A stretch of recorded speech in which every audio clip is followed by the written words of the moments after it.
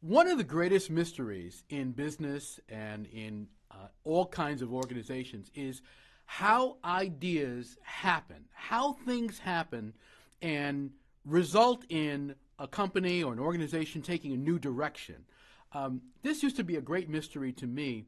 And one of the things that used to happen to me is I used to always think it happened in a formal way. So I used to always try to figure out if I send this proposal, if I have this meeting or conversation, will this advance it? Or I would think, wow, I'm not going to have this meeting or I'm not going to call because I don't really have some details to talk about. But then I realized how things actually happen.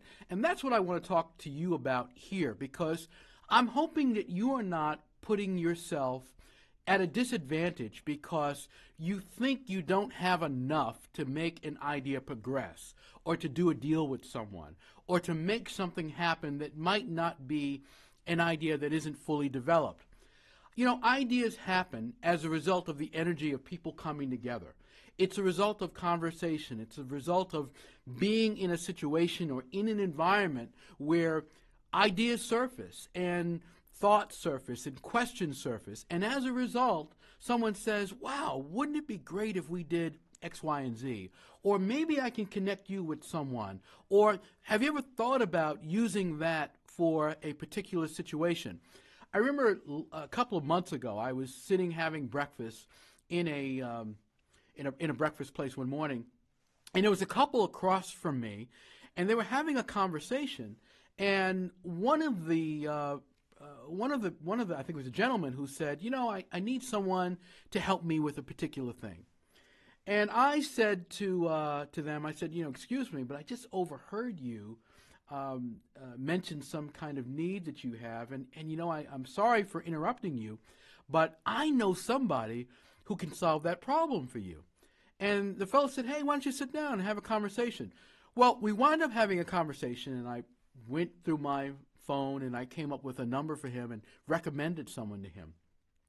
But the interesting thing that happened during that conversation was the woman who was also having breakfast mentioned that something I said reminded her of a friend of hers. And she said, do you know this fella who wrote this book? And I said, absolutely, yes, I know him. And I mentioned the book that he had written. And she said, oh my goodness, you are good. And I said, that was one of my favorite books. I really enjoyed that book. Well, she told me about what was going on with this individual and said, you know, he would love to hear from you.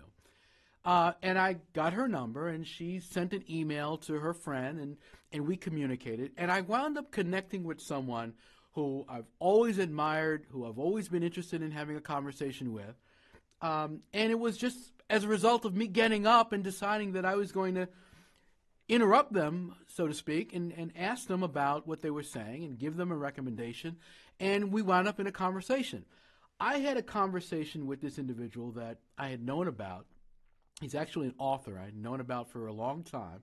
He and I had a conversation, and I wound up helping him in this conversation. And it wound up being a beneficial conversation for both of us. I was able to catch up with what he was doing, and I was able to be helpful with him in what he wanted to advance. And that's an example of the way things progress. Companies start that way, products are launched that way, great alliances are developed, all kinds of things happen in business and organizations because someone decides that they're going to have a dialogue. If you're waiting for the right time to give someone a call or the right time to meet with someone or the right opportunity to follow up with someone, you've got it all wrong. The way things happen, the way ideas develop, the way buildings are created and new ventures are launched and new industries are advanced is that someone decides that they're going to engage in a conversation. They may not know where it's going to go, but they decide that they're going to start. I want to encourage you to take out your phone, to go through your files, to look at your contacts, and get into conversation with the people you know. Think about people you haven't spoken to in a while. Think about organizations that you might be dormant in, that you're not involved in a major way. Think about networking opportunities that you're resistant in participating in, and go for it. Go for it. Look at those situations as openings. And if you look at it that way, you'll never know where those conversations will go. You'll never know where that energy will take you. That is the way that ideas develop.